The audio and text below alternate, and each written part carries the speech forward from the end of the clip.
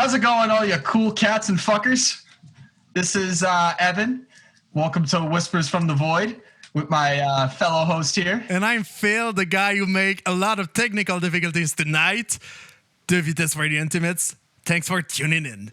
So we have a couple of guys with us tonight from a band that you definitely need to check out. And I mean, it's kind of hard. I got to say real quick, it's been nice. The one thing about COVID, I've been able to kind of discover a lot of cool bands, and Hath is right at the top. They sit on a mountain all themselves. And tonight we have Peter and Frank, both guitarists, and I believe Frank does a little bit of the vocals as well. That's right. I am the front man, I guess you could say. That's awesome. Thanks for coming, guys. Thanks for having us. So we like to always start off with a little drink, you know, like to get a little loose. So tonight I brought along the Hair Razor Double IPA from Exhibit A. I figured with one of my favorite bands right now, should pair it with one of my favorite beers. That's what I ended up thinking about. Phil, what do you got over there? Well, I got Beauregard. It's Bourbon Baltic Porter, or in French, Porter Baltique Bourbon. So it's a porter, a Baltic porter, with a pinch of bourbon in it. So it's pretty cool. It's clocked at 8.6%. So I'm excited to open it. Black as my soul. Oh wow, yeah. Like Is tar. Yeah. Fuck. Is this another one of your fucking beers that isn't a beer or isn't an IPA or whatever the hell you're talking about? Not that, and I'm like, oh fuck. Oh, I just proper poured that. There's no proper pour with those beer. No one. So, what are you drinking, guys? If you are drinking, of course. I left my beer in the kitchen. I actually need to go grab it.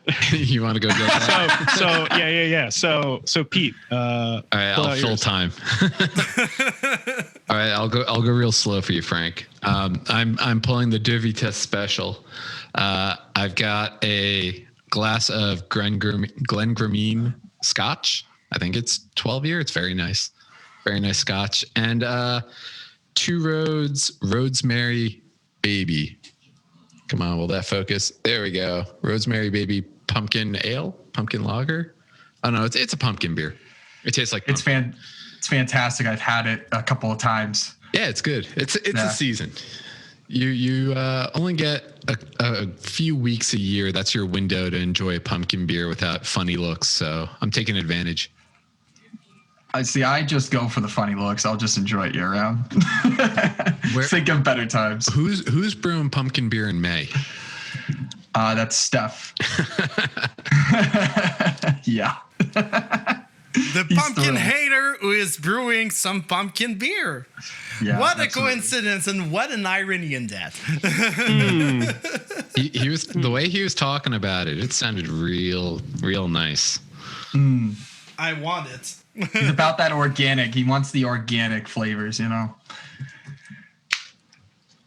What do you got there, Frankie? So I've got a Saison brewed with.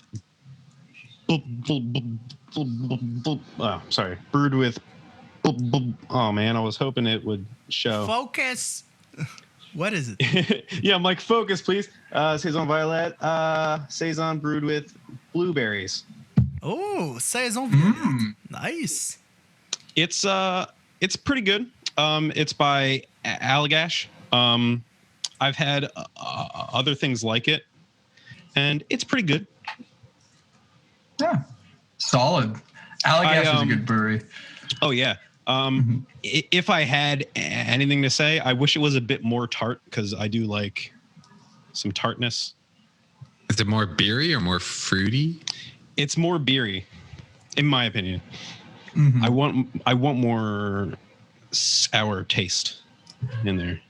Mm-hmm. It's yeah, good, I'm on a little bit of a sour binge. But Mhm.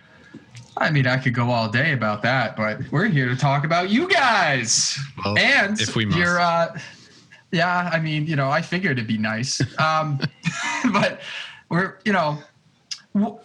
when we first started the podcast, our idea was basically we wanted to kind of go in depth and bring to light a lot of the things that a lot of people might not know on either making an album, making music, being a musician, just things like that. Because at heart, we're fans. I know me and Phil, we're just fans. So it's always nice to kind of talk about the backdoor stuff that you probably don't get to talk about. Last week, we talked a little bit about artists who do like album covers, like actual artists.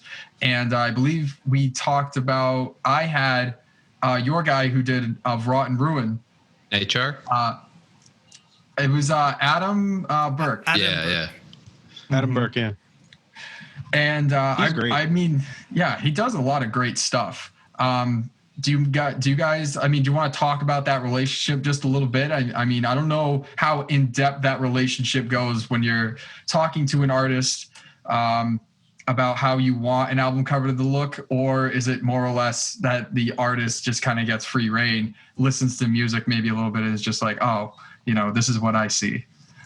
I mean, Frank, I think you can speak more to of Rod and Ruin, but before that, there's kind of two sides to buying art in general, with, I guess, specifically band stuff. So, with album art or like merch art, it could be whatever's available. Like Adam, he's really active. Like I've seen him blowing up in the last year or two, and he's always posting a design. Not always. Every few weeks or so, he's got like some huge design up, and it'll say like, oh, for sale, for license, or prints available and whatnot. And that's how I've generally found art. Like it's already created. We've only, I think, done one or two pieces where we met with the artist beforehand and was like, we're thinking about this, like, go nuts. Like, we trust your design. We just have an idea. We want to see what you can do with it. So the thing that's hard about asking someone to draw up something is that you got to hope that their vision is the same as yours. And for artists who are great, usually that's no problem. But for a lot of artists who are like starting out or who aren't as well known and stuff, sometimes you might get a piece that isn't quite what you imagined or what you thought you told them, and sometimes that just happens. So sometimes it's good to search for a piece that they had pre-made, but it all comes down to trying to find the piece that gives like the viewer the idea that you want them to have when they see it. And sometimes it's right, sometimes it's hard to find. Sometimes it pops up. Like our album art just popped out. It was like, this one stands out. Mm-hmm. Yeah, it's definitely a relationship that intrigues me, being as two different worlds of art that kind of come together and are part of the same collaboration. Yeah, like for the Hive art we just had made up for the EP release, that was done by my old roommate. I've known her name's Kristen Holzer, sorry, and I've known her for over 10 years now. We went to college together. She roomed with my wife for a while, and then I lived with her for a while when we were like post-college, living in apartments and stuff like that. And I've just always seen her art. So I knew from the get-go, like, Kristen's phenomenal at skeletons and bugs and dead stuff. So like when with the original Hive art, it was a free license photo that Frank, you guys found. You just like threw a gray wash on it or something like that. And there's never any intention to print it or like make a full release. So when we had the opportunity, we're like, we can't just use one photo of a cockroach for like a whole album release. We got to get something done, but we wanted to keep it in the bug theme. And it was like, no questions. Like, okay, Kristen, like, we know what she does. We know what her style is. And that's one of those examples where we were just like, we have this rough idea, want bugs, but we want the cordyceps fungus that like takes over bugs to be growing out of them. So kind of like The Last of Us and bugs and all that, you know, just parasites and bugs and all that. And we sent her a few reference photos and she was like, oh, this is phenomenal. I'm going to have a field day with this. And she killed it. That's fantastic. So you guys are from New Jersey, correct? Yep. Yeah. Awesome. And Hath is also signed to Willow Tip Records. Yep. We sure are. That's So I don't really have a lot of questions about that. That kind of just is what it is. We're establishing the foundations. You have to don't bury the lead, Evan. You have to establish foundation. In this essay, I will. No. I guess really being from New Jersey and you know being in the East Coast. Talk about growing up in your scene and kind of what you saw.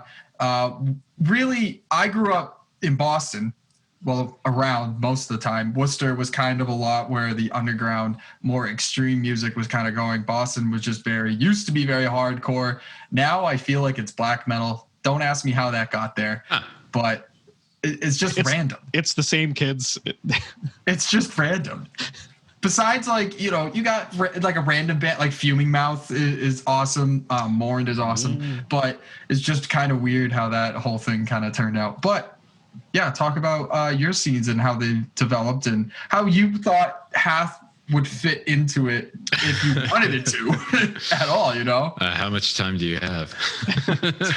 Frank, you want to start? I mean, growing up in the scene, good God. So the scene that we have in the southern half of our state is, I guess, not the same as the half that our friend Pete knows.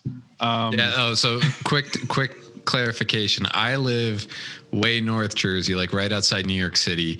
The rest of Hath lives like right outside Philly. So about an hour and a half ride.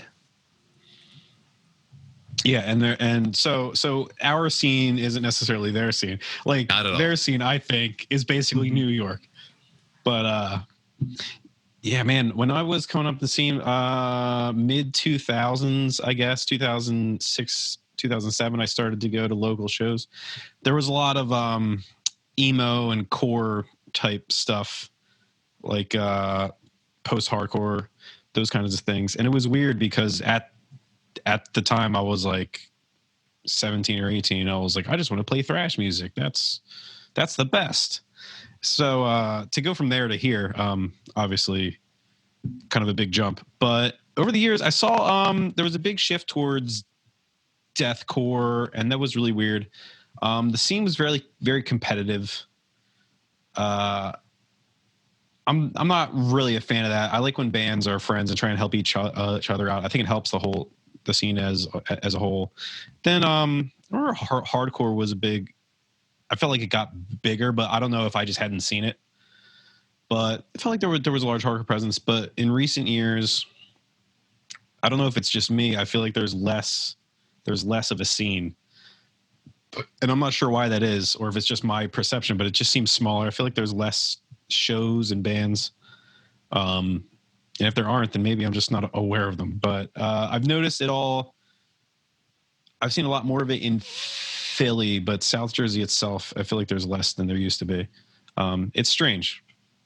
Yeah, I definitely would agree that your scene is moved into Philly. Before COVID, there were way more venues and things happening in Philly than South Jersey. I came up in the scene like the same time as Frank, like 2006, 2007. I started going to like local shows, you know, battle of the bands at high school, and then going into college, I went to Rutgers in New Jersey, which is known for its like basement hardcore scene, like hardcore indie and punk scene. But where I grew up in North Jersey in the early 2000s, it was just like emo, only emo. And that's probably Jersey's biggest sell. Like outside of Bon Jovi and Bruce Springsteen, it's emo. We had Taking Back, was it Taking Back Sunday, Thursday, Midtown, My Chemical Romance, Census Fail. They all like came out of the Jersey scene, like collective Jersey scene. Mm-hmm. So, every VFW hall show in high school was an emo show, or it was like a pop punk show, doing your best Blink 182 impression, or doing your best, like Taking Back Sunday impression. And when there was no metal show, there were no clubs, there were no bars really up by me. It was all New York or VFWs. And then when I went to college, New Brunswick has this like really storied basement punk scene where it's like you go to college, you move off campus, you rent a house. Specifically, if you rent the house with the big basement, and you just throw shows. You get touring bands coming through, like small touring bands. Like there is a basement circuit. And it's like donation $5. You show up with 240s, you get blasted, and you just hang out and play music or listen to music. And that's my first band came up in that. We just made friends with all the punks. And so when one of them, it was actually a Boston band, Ramming Speed, came through New Brunswick, and they were like, we're like a crossover band. You have any metal bands? And my old band Dystrophy was the only metal band in New Brunswick. So we got on it, and then we just made friends. And I was aware of Frank's scene, like the Trenton and South Jersey scene, but really had no interaction. I think up through college, I played one show at the bar that was like Frank's scene, this place called Champs. Played one show there, just never got invited back, just never interacted. But like Jersey has a very like separated scene. You don't see a lot of like crossing over, like, a band's playing South Jersey one day and North Jersey the next day or something like that. Mm-hmm. Not very communal. It's funny you're saying that, because you were talking about your scene like in the South Jersey, South or North? Pete. I'm North. He's okay. South. In North Jersey, you were talking about emo stuff. In Quebec, Quebec City, we are very metalcore emo. To be honest, we got a great thing of more metalcore, but my singer of my band is an emo guy, but emo at heart. Like last time I saw him, he was like black hair, a pink hair over there, and he's very committed. Emo, so emo. And I was like, dude, what are you doing? I was like with this Bukkake shirt in front of him, and I was like, I'll blow up Hath's spot right now. Like we all have a soft spot for like emo and sad boy punk and stuff like that. Yeah. Like when we're hanging out, it's like, you want to listen to like Spanish love songs and the Wonder Years and stuff like that. And we're like, yeah, I do. Panic at the Disco is the best emo. Put on neck deep. When we were on tour, it was only sad boy songs and System of a Down. That's all we listened to for like 3 weeks straight. Oh my God. Down. That's awesome. So you guys, you released Hive as of last Friday? Yeah, October 2nd. Is that and that was your first, like, that was like an EP that you guys released, correct? Yeah, it was the first songs we did that we first released back in 2015.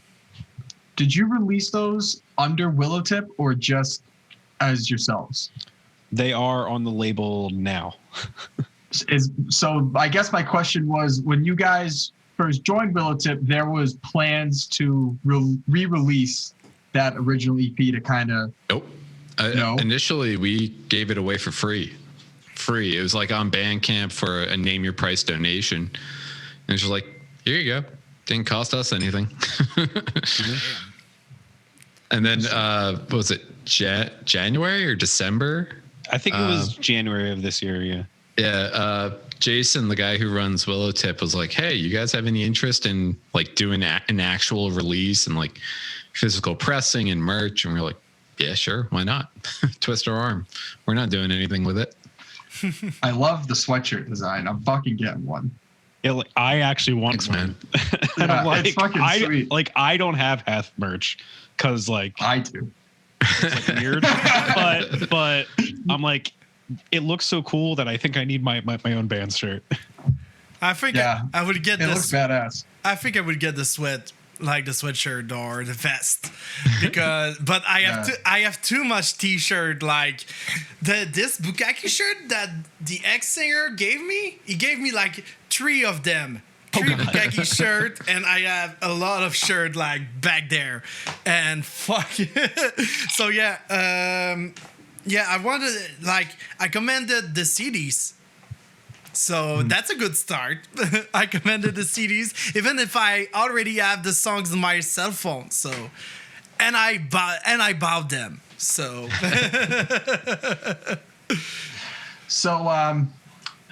I mean, I really love Hive. I was listening to it before you guys obviously went ahead and released this one on Friday. But I gotta tell you, when I first heard of Raw and Ruin, I've talked about it before on the podcast. It's ear orgasms, brother. You're fucking Thanks. your whole body just doesn't know how to react. I agree. And obviously it was funny because I had heard Hath before I ended up going on like the Vox and Hops, the Thirsty Thursdays there. And then I met Jerry, and then that's when Jerry was like talking about Hath. And then I met AJ, and then I was like, oh no, he's in Hath. Jerry And I has met you. Jerry is like this crazy like promoter cheerleader. Like there's so many like little connections or people who have messaged us like, oh yeah, Jerry told me to check you out. And we're like, who is Jerry? And then we came to the Vox and Hops stuff, and Matt, the host of Vox and Hops, was like, oh yeah, Jerry pointed me out. I'm like, you're Jerry. You're the Jerry. This is the Jerry. He's like a mythical creature. Yeah. He's just sending you he was sending these songs this weekend. He was like, hey, you should check out this band. The And I'm world, just like, oh my God. The world and every band needs more Jerrys. He's somehow my heard God. every band. But not just every band, the bands you want to hear. Yeah. Yeah, like That's what I like to say, because it's like you can listen to, he obviously being in this, he's in the Texas scene, so he gets a whole bunch of different music coming at him, but he always manages to find, like, he'll find that Norwegian thrash black metal band that you're just like, wow, I didn't know I needed this in my life. Yep. So like, give it to you. everybody needs that guy. Yeah. Oh, it's absolutely awesome. Like, Everybody needs a Jerry in their life. Yeah, Go everybody get the needs a Jerry for $9.99. Yeah, like he made a Spotify playlist of all his favorite albums and shared it across the Vox and Hops group. And I was like, oh yeah. He's like, I just threw it together. I was like, oh, I'll check it out. It's like 16 hours long. Well, yeah, I mean, the problem we talked about, like, the problem was that he made it so you could, like, other people could add to it. Oh no. When he first made it, it was 40 hours long, and then we were talking the other day, me and him, and I had it up on Zoom, and he was like, "How long is that now?" And we were looking at it. It's like 96 hours. I was My like, God. "Holy shit, dude." I thought that was good just music. like his favorite albums of the year. It was, and now it's everybody else's too. So it had to be at least like 40 albums to start. Yeah. It was. Well, you got that. It had some doom in there, and you got that really finished black metal. So those albums by themselves are an hour long.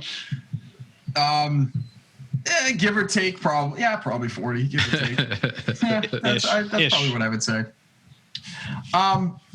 But what I guess I was trying to get to was hearing of Raw and Ruin. how did you guys? I gotta know, like, when you're writing those songs, you can kind of hear the little things you're pulling from. Like, can you talk about some of the influences? Obviously, I asked you about your scenes, and I always have seen that being in the scene you grow up in, you take a lot, whether it's just like, your little rhythmic riffs, maybe something with the drums, how they do their cymbals. It's always something like little. Is there certain things that you guys heard growing up that you were like, I really would like to do something with that? And then did it actually, help when you came to making the album? Opeth. I mean, that was gonna be my first guess. I mean, the thing that I think plays the largest role in that is that a lot of several of the songs, and then several fragments of others were probably written between like 2011 to 2017. So like where we were in 2012 and like I wrote half of this track, it's not going to sound like something I'd write in 2018. Mm-hmm. But with those new tracks, you kind of get something that's more diverse, I guess. But like it still has the same feel of something that like me and AJ would write. As an example, like I think there's one song that has there's one song where the first chunk of it's from 2011. I think it's Currents, and then there's a chunk of Accursed that's also that old. But then like Usurpation was something that like I wrote one evening in like I want to say 2014 or 2015, just like on a whim. Mm-hmm. And then it just kind of sat there. I was like, it's not done yet. And then AJ helped like put it in. He helped frame it into a full like done song. Mm-hmm. And just stuff like that, because all the tracks came from a large, I guess they just cross a lot of time. So mm-hmm. where we were at those points in time is reflected in the songs. They spanned like 3 of your bands. yeah. Three bands. Wow. That's crazy. I mean, obviously, I can't imagine that that's a preferred way of building the album. Yeah. So you guys obviously will be, are making more music, correct? I mean, I saw it on your Twitch. You guys were talking, so obviously getting together and being more of an organic unit, making music is more preferred. But is there a part of you that, you'll still like, kind of like how some of those older musicians talk about, where it's like they'll just be doing something and all of a sudden it's just like it just hits them? Like something just happens in their head and they're just like, oh, that's sick. So they gotta write that shit down. Every like third or fourth time I take a shower. Yep. A riff always hits me when I'm in the shower, and it's the worst possible timing. Or like if I'm driving somewhere, like when I'm in a situation or scenario where I can just kind of turn my brain off, and not really have to focus on anything. Like I'm focused. I am focused on driving, but like I'm not like, doing multiple things at the same time. That's when it hits me. And it's always the furthest I am from a guitar. Yep. It's funny. I feel you all the time. I feel you, because it's the same thing for me. Like I'm in the shower and I'm like, oh, that sounds so good. And then I add guitar and I'm like, how do I play this? Yeah. Like that's the worst part. And it really does like hit you out of nowhere too. Like we have one song that's half done. Like it's like half done right now, and I've been listening to it for the last few days, trying to figure out like how do I get past this riff. Like it wants to do something, but I have no idea how to do it. And I was taking a shower this afternoon, and I had a Fit for an Autopsy playlist on, and there was like one like style of riff they did, and I was like, something like that would work perfect. And then I was like, oh, I gotta finish my shower. I gotta get out of here. And by the time I gotta wash the locks. yeah, and by the time I got out of the shower, I completely forgot it. Oh, That's how it is. Like, you'll be driving home, like, oh man, this part in my head sounds so good, and I'm just like humming it over and over. Get in the house, still, and then I'm like, all right, sit down at the computer. I will track this right now. I can't figure out how to make it sound. Why does it not sound good now? Yeah, or like you have it all figured out. I don't remember it.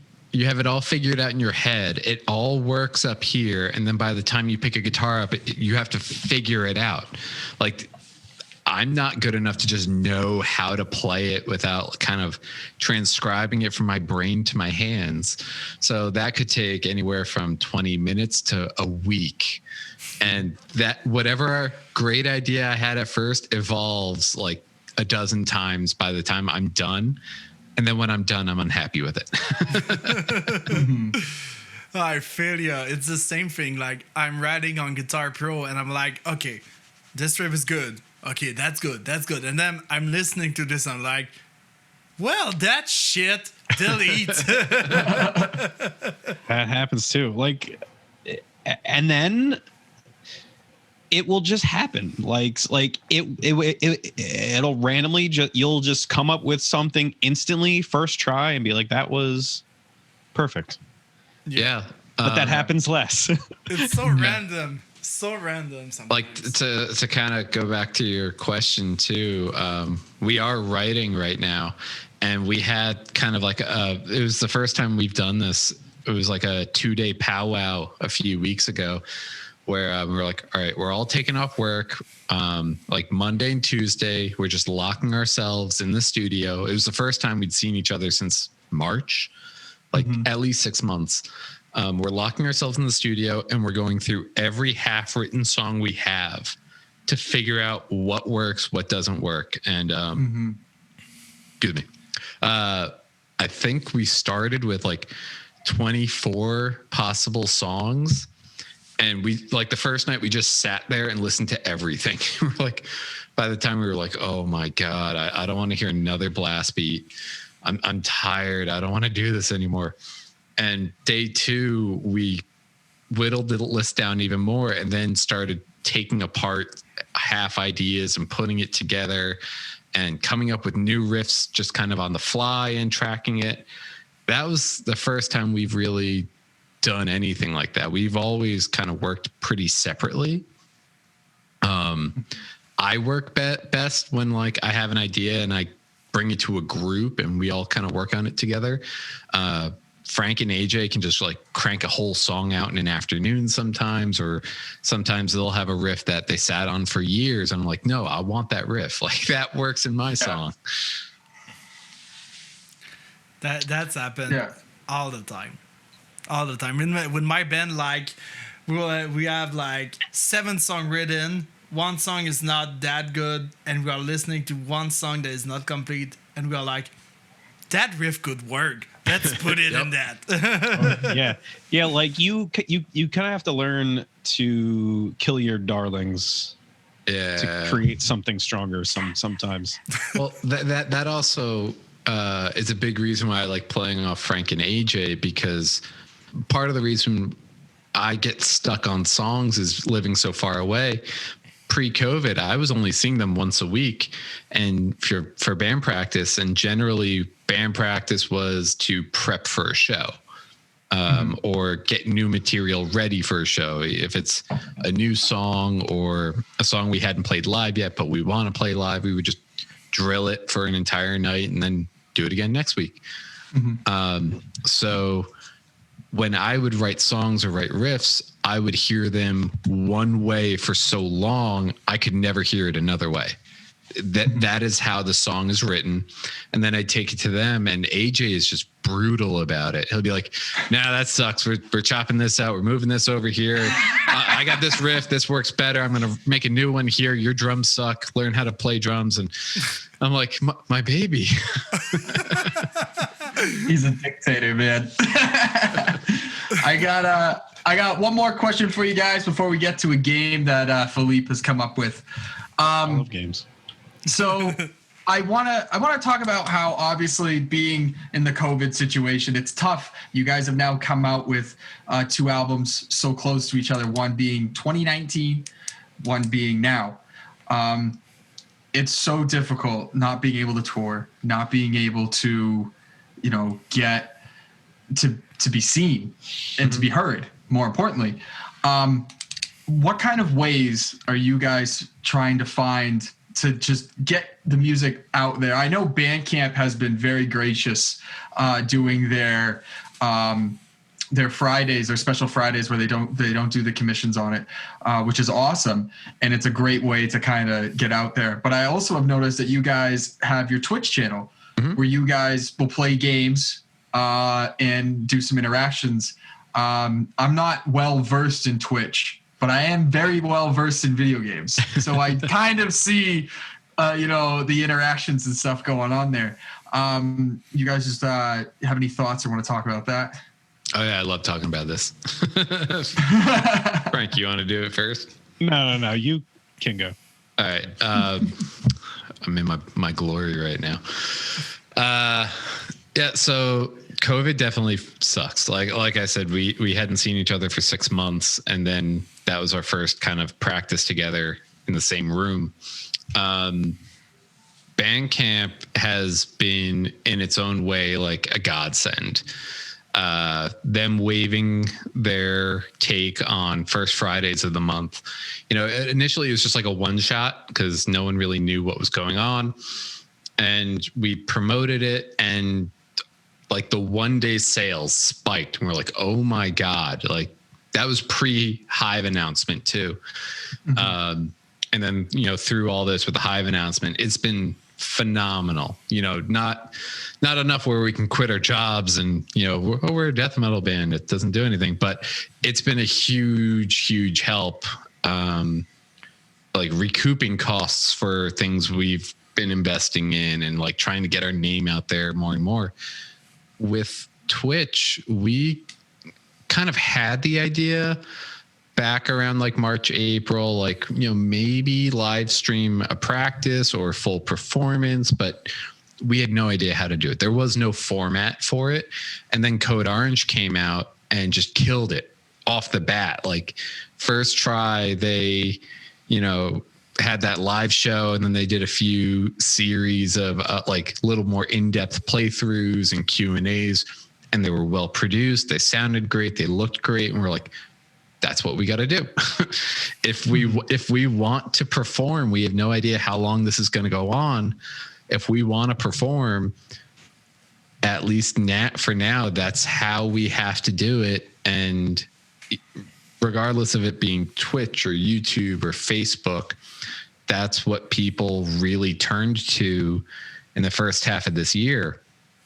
So we decided to go with Twitch just because Facebook, I think, had like a 20-second delay for like interaction. So I did one Facebook Live and it was terrible. I didn't know what I was doing, like quality wise. And like, I'd see a comment come up and then I'd answer it and be like a minute later. And I was like, this bad.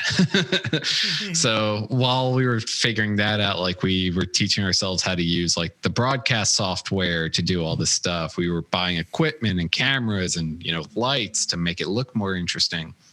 And Twitch was more of just a natural fit because they were already there and established. Mm-hmm. And like it's been, I think for me, kind of a way to stay sane, especially like without band practice. Like that was my one night out of the house a week where like I went out, I did something and I came back. And without that, being stuck at home all the time, it's like I'm going stir crazy. And I could very easily fall into a rut where I don't play guitar for 6 months because I've got nothing to practice for. Like it's really, really hard to stay motivated. And this at the very least, forces me to practice for an hour and a half a week. And we've got like a really cool like core group of people who show up pretty regularly, and like it's kind of starting to turn into a community. There are inside jokes. There are people who show up and like have discussions without us. Like while I'm playing guitar, like they're talking about something else, and like it's not a money-making endeavor by any means. We're not pros at it. We're not trying to be streamers, but it is kind of a silver lining that has helped me stay a little more sane and stay like up on my chops. Mm-hmm.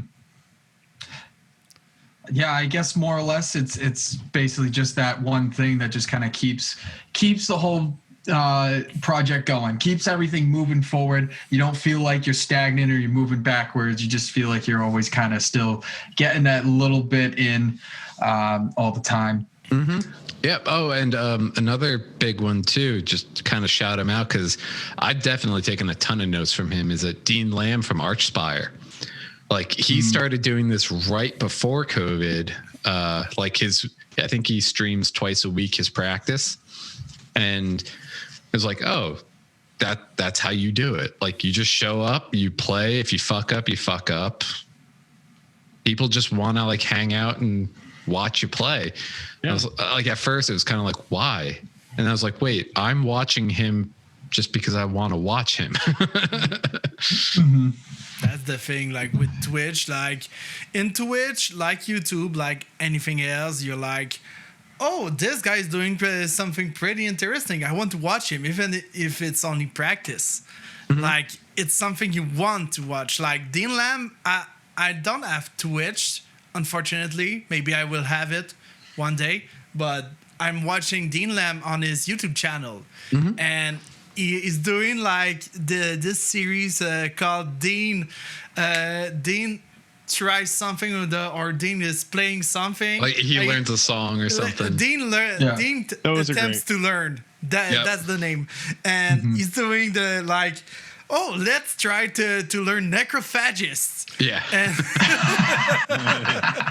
mean, so, he's an absolute monster. Like his chops are unreal.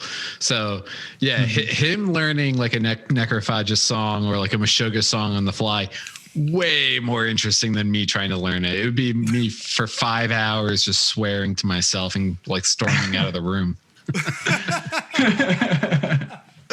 Could be fun, like Angry Pete. Maybe for you. Some people might like that. Yeah, it'd be fun for you, not for me. People love frustration. Yeah. All right, Phil. So it's game Let's time. do this, baby. Oh hell yeah! I could put like the Price is Right theme song, but I will be banned from YouTube. Oh come on! Just, I don't think Trebek gives a fuck. Oh, that's Jeopardy. Yeah. Do the Jeopardy one. It's Drew Carey now. He's gonna come for you.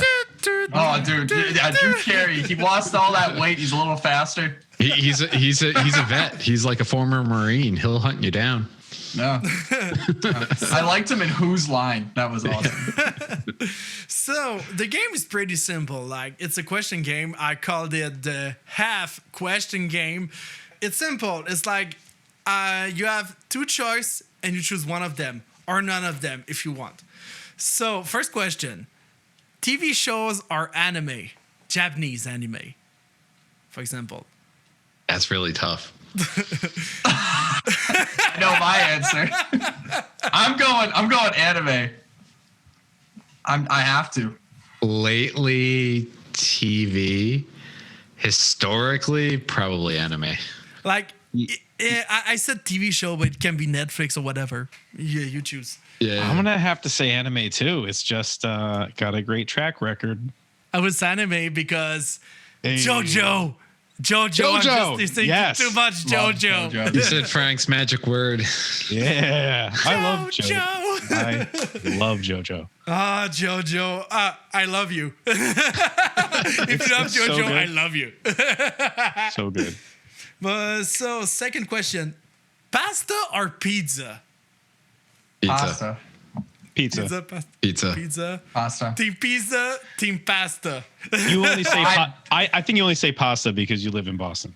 Yeah. Probably, yeah. You know, we have good pasta. I mean, when it's good, you want it all the time. We're in like a magical pizza triangle of states. Yeah. I thought you guys were just gonna be like automatically like, oh, Philly cheesesteak. Like Frank was just gonna like go Pizza and bagels. back to something. Pizza and bagels. Pizza and bagels. Hell yeah, pizza and bagels. Now imagine if you put pizza on a bagel, and you could eat it anytime. There's a place. It's funny enough, it's in Oxford, which is right over here, and it's where Dickie Allen's from, and they have a place there that does pizza bagels. It's fucking sweet. Oh, that sounds awesome. Damn. Like in Montreal, you have a lot of place of bagels. Like if you want to have a pizza and a bagel. Dude, Montreal pizza and bagels. Yeah. Yeah. Some choice. If you come in Montreal one day, like pizza bagel tour. Oh, we've done it. Oh, you've done it. We've Come been in Quebec instead.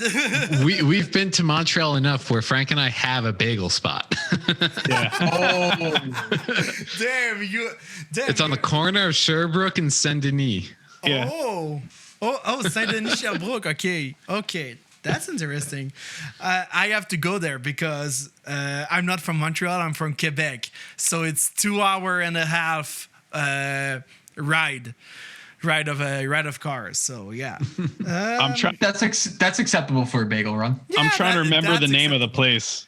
It's not that long. It's not if I have to go to G-Town like Gatineau to see Yolin, our friend Yolin from Metal Minded. Like 5 hour of ride of car. I'm like, that's too much. I have a question. Obviously, the great Eddie Van Halen has now left us. It's a fucking shame. And I'm sure he was an inspiration to you guys at some point, much like he was to me. So I have to ask the question, Sammy Hagar or David Lee Roth? Roth. Oh. I am a Roth boy because I don't know. I like the coked out party vibes. Yeah, I probably agree, Roth. But the other night, after the news came out that he passed away, I watched it was a 1986 performance that had Hagar on it, and it was really young Hagar. It was the first time I had seen that. I was like, wow, he's fucking killing it. That was probably his first tour. He's with like a band because that tour like, had like 110 dates or some shit. He was like 20 feet like over the crowd on a rafter beam, just like hanging off it during Ain't Talking About Love. I'm like, oh my God, like he's just running around like crazy. That must have been a hell of a show. I'm a Hagar guy. Basically because I just think he's just a better guy. I just think he's just awesome. As a person or as just all around. He's just fucking sweet. He just seems like a cool dad. Yeah, he's fucking got that tequila company with Guy Fieri. He's the best. Yeah. He does kind of have like a cuddly, like, oh, I'm just gonna hang out on the beach kind of vibe. Where like David Lee Roth kind of comes off like he expects you to do something with him. Yeah. Sammy Hagar just wants to hang out. He wants you to party. I'm tired. I'm old. He's like, come out for the weekend. Wait, wasn't it Dr. Roxo from he's totally Metalocalypse? He was based on David Lee Roth. I'm Dr. Roxo, the rock and roll clown. I do cocaine. Yeah. He's That's 100% based on him. Yeah. That's fucking 100%. sweet. Damn, so we are seeing David Lee Roth each time we are seeing Dr. Roxo. That's funny. although I saw Van Halen, I think it was like 2013, 2014. It was like that first reunion tour. And Roth killed it. I mean, they all killed it, but like I was in the nosebleeds, last possible row in MSG. And like I just saw him running around all night. I was like, I was tired for him, and I was 35 years younger, 40 years younger. Dude, that's good stuff. My other question: Arnold Schwarzenegger or Sylvester Stallone? Arnold. Arnold is the man. Yeah. Yeah, Arnold. I love Arnold. Like I love him like a friend. Like I feel like I feel like you never know what Sylvester's actually saying. I feel like it's just somebody that dubs over his voice half the fucking time. Yeah, but I love the Rocky, man. Rocky. I mean, Rocky was Rocky's good. not that great. Rocky was great. Conan the Barbarian. Jingle all the way. Oh yeah, Jingle all the way. Terminator. Have you seen Slide to a celebrated kids Christmas movie? I haven't. Total Recall. Down now. Total Recall, yeah. Yeah, I mean, has Sly had a pretty damn good collaborative metalcore album all about his movies? Yeah, of course. We have to do it for Sylvester. I just go on the whole fact that like I spent my whole childhood yelling at people, "Get to the chopper!" Yeah. And just like that was my childhood. It was pretty much that meme of the baby in military gear with the chopper in the background. That was me. No disrespect to Sly, but I mean it's Arnold's just special. He's Mr. Universe. He's Special man. He's a person you don't see alive on this earth very often. Yeah, Like, he's a unique entity. He's a specimen. Yeah. An absolute unit. He is an absolute unit. I agree on Schwarzenegger, but I have like this space in my heart for Stallone because Stallone, the Rocky movies, like Because you slick your hair back like him. yeah, but Adrian, I've won. Rocky, funny because I'm gonna start a fight right now. The Rocky movies, that's a Philly movie. I don't do Philly movies. I do New York movies. Dude, Hey, I don't care about Philly or New Jersey or whatever the fuck. I'm from Quebec. I don't care. I care a little bit. I tripped shrooms in Philly one time, and it was a great experience. I don't know. Honestly, it's a wild story. I'll have to tell you guys again sometime, but I did. I fucking went there and tripped balls. It was amazing. I love you, Philly. Please don't beat me up. John. Philly, I got another one. Another one. I mean, Frank, Rust in peace or anything else. Rest in peace or anything else. I couldn't even say it.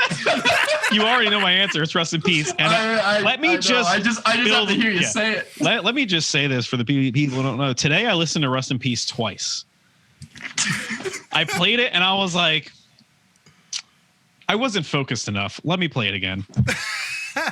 It's the best album ever made. I don't honestly, know if he's lying. I honestly don't know. I'm So, telling like- the truth. There has been no album released Dude. since 1990. Dude, come on. It's the best album ever made. It's perfect. Dystopia was good. I was watching you on Twitch go off about Rest in Peace, and I was just like, It started I'm on same Twitter. thing as Peter. I'm like, is he for real, or is he just like? So I post a lot of stupid crap on Twitter a whole lot. And in July, I posted about that album exclusively for like 2 weeks. It was the only thing I posted about. Like, I'm talking 20 times a day, like just all the time. And just since then, I'm like, you know what? Is there like anything about like specifically that you like, or is it just The riffs, the solos, the songs are actually structured very well. Like they're catchy as shit, but they're pretty complex for riffs at the time. Like you got to think about the stuff that was big at the time. Those riffs were fucking arm burners. That shit is hard to play still. Holy Wars, I don't think the lyrics come in until like the 2-minute mark. Yeah. Like there's like 8 riffs before the lyrics start. Like there's not a bad riff on that album. It's like Dave just said, let's write the most badass album ever. And they said, okay, and just did it like it was nothing. Yeah. There's nothing bad on it. It's so good. And except for the gang vocals. Infiltrate them. All right, they're a little corny, but we're gonna let it slide. When Dave draws out 5 magics, it's like mastered. I love that. 5 magics. Amazing. Took my wife and my baby. My wife and my baby. Yeah. See, there's That's just amazing. Five Magics actually slaps. That's my favorite song on. It's funny. All right, Philippe. I like I Rust got in my Peace. answer. I like Rust in Peace, but I like the album after. You love Countdown to Extinction? Yeah. Yeah, that's good. That's good. Like Sweating Bullets. Oh God, that's the worst one. I'm not a fan of that album, but I do like I like the opening track. What's the name? The opening track is good. Fuck, I don't have. Skin of My Teeth. Yeah, yes. No, Skin on My Teeth. Yeah. That song is pretty cool. Like for me, Sweating Bullets, like I had Guitar Hero 5. Oh yeah. And that song was on it. And I was like, okay, that song is pretty cool. Like, what I love the most is the stereo effect of you have the rhythm guitar on one side, the lead guitar on one, and then boom, it switch out. It's great. It's great to hear them so clearly in those games. Yeah, I love it. Like, I love Rest in Peace. Rest in Peace is first. But Countdown is like very near second. It's poking it. It's poking it. It's like, man, do you want to get out? Man, get out. But Rust in Peace will never move. Sweat and Bullets is like up there on the list of best cheesy metal music videos. That's cheesy, but I love it. Oh, it's so dumb and like so perfect for the time. Hello, me to real me. Hello, me, it's me again. Oh my god. I love it. I just love it. It's like Dave Mustaine discovered green screen technology. He was like, we're going to use this. We're going to use this a lot. So abused it like T-Pain abused auto-tune for so long, you know. So we went to heavy MTL. Montreal. Yeah. We went to several of them, but we went to the one that they played. I guess was what 2014 or 15? One of those. And I remember they played that song, and I still to this day I can still hear. It gives me a migraine headache. Like I just hear that part so loud. I still hear it in my head, just the way he said it that night. I still hear it to this day. I can see Frank waking up in the middle of the night, just like, oh my god, And it's still there. it's funny because this song has like this tribute to Dimebag Darrell. Like, not very a tribute because he's not dead at that time, but it was like, what was that? Oh, shit. Black Tooth Grin. And smile, it's black tooth grin. Like, it's the name of the cocktail that Dimebag was doing all the time. Like, the same. But yeah, I just love this song. Like, it's cheesy, but I don't care. I love it. What was that drink? What was that drink? I don't know. What is it? Do you know? I know. The Frank knows. black tooth grin. No, I don't. It's Seagram 7s and Coke. How to realize? Really? Yeah, I'll Blacktooth realize Grins, Seagram 7 and Coke. Yeah, Seagram, Crown Royal, and Coke. Oh, it's Crown. I'm gonna have 7 tomorrow. You know why they call it a Blacktooth Grin? Because it Why? rots your teeth. There's so much sugar in it. That's true. Maybe I can't have that. Maybe I don't. I'm not sure if I want to have that, to be honest. Brush your teeth, kids. This is a brush your PSA fucking from teeth. Whispers from the Void. Brush your teeth. Low key, that's our favorite insult too. If someone's like punishing you or like you just want someone to get out of your face, just say, brush your fucking teeth. It just shuts everything down. It does, yeah. Like you can't even you don't get mad. You just go instant depression. Yeah. It's It's not like, oh no. It's not like, hey, go fuck yourself. It's like, go brush your teeth, man. Yeah, we've all heard the F you, F this, F that, you MF her. Brush your teeth. You gotta get creative. Now see, BYU, brush your teeth. That's the new insult. So, All right. last question of the game. Oh yeah. Oh yeah, we're playing a game. Oh yeah. I got one Sorry. more. I got one more after Phil. I got sure. one more. Okay, last before Evan. Sci-fi or medieval fantasy? Like Oh shit. Lord of the Ring or something like that. This is a hard one. Fantasy, Lord of the Rings, brother. Actually, I don't know because I have a Star Wars tattoo. So I you know what? I'm gonna go Star Wars. I'm gonna go sci-fi. Good choice. Yeah, I'm gonna go sci-fi. I'm probably gonna go medieval fantasy. I will also say fantasy, but I like when there's weird sci-fi in my fantasy. I agree with you. I'll say fantasy. You, but I'm more sci-fi, but I agree with you with the like. What I love is when they're mixing both, like a sci-fi world with some medieval fantasy in it. That's what I just love weirdness. If Bethesda could take the aliens from Fallout and drop them into the Elder Scrolls, just for like one side mission, that'd be fun. Crossover. Oh, that'd be wild, dude. I would love that. I played that game enough where nothing surprised me. I was running around with the dragon mod in that game, which had the Thomas the Tank Engine or Muscle Man Randy Savage? Muscle Man Randy Savage, dude. Every time I'm walking around, Macho Man. I'm in the woods and I just hear, oh yeah, and I'm just like, oh fuck. Wearing a cone.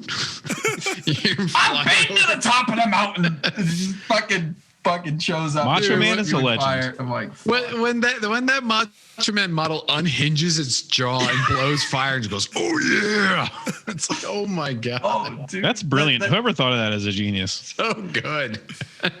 dude, just hold on. Bethesda, good job. Let the modders mod. Let them do what they gotta do. That's why they shouldn't change their engine. It's working as intended. Oh my god, it's fucking fantastic. They come out with some funny shit. Quick sidebar while we're celebrating Bethesda, we have another band, instrumental tech death, called Ophidius, which is like Skyrim tech death, because we started a tech death band, didn't want vocals, and we're like, all right, how do we name these songs? And we were all hooked on Skyrim at the time, so we're like, let's just name it after Skyrim, whatever. And like, yeah, it just kind of took on its own life. Please tell me you have a song called Rifted. No. Dude, you guys fucked up. But to Bethesda's credit, and knock on wood, I'm not jinxing it, they haven't sent us a cease and desist yet. And we've had at least one or two of their developers message us and say, hey, we passed this around the office. Good job. Good. That's awesome. Yeah. All right. My final question is going to be metal or beer? Shit. Oof. That's tough, man. That's like tough. for life, like if I had to only have one, you gotta choose. You gotta choose. Like if I could only have one, I give you no details. You just gotta choose. It's funny because I love metal, but I love other genres, so it's tough, man. yeah, me too. I like a lot of genres. I love craft beer and death metal. I love. Wow, so topical. It's like it's on your shirt.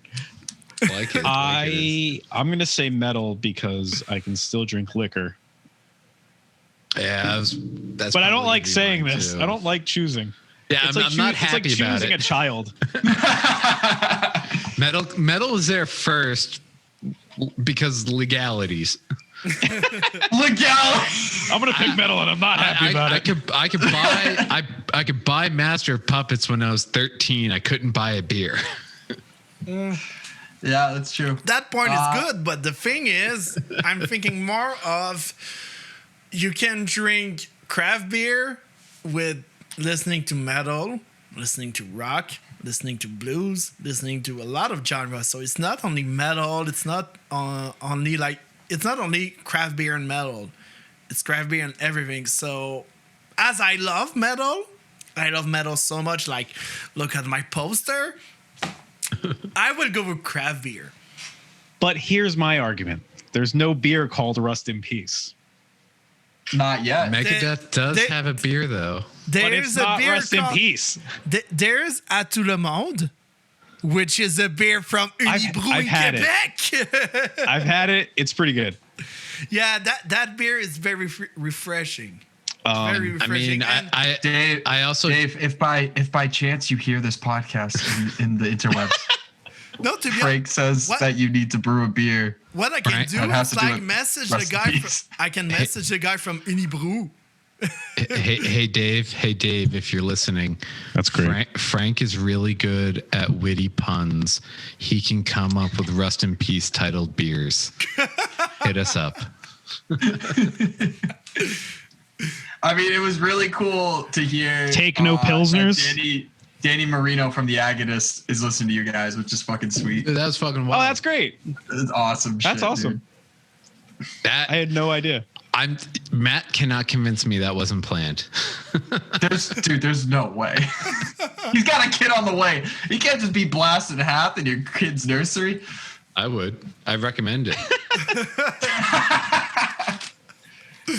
Listening All right, to all right, half, wait. everyone. All right, hear me out. Take no Pilsners, Hangover 18. That's good. Both good. He's on a roll. You got any Come more? on, come on. Come on, let's go. Brew Cretia. You're reaching, but okay. Fuck. No hops, no haze. I'll take it.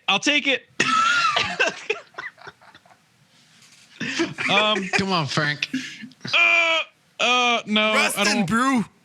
I think I'm done. His head's getting exploded. No. Post American IPA world. I got it. Ooh. Rust and brew. Wait, all right.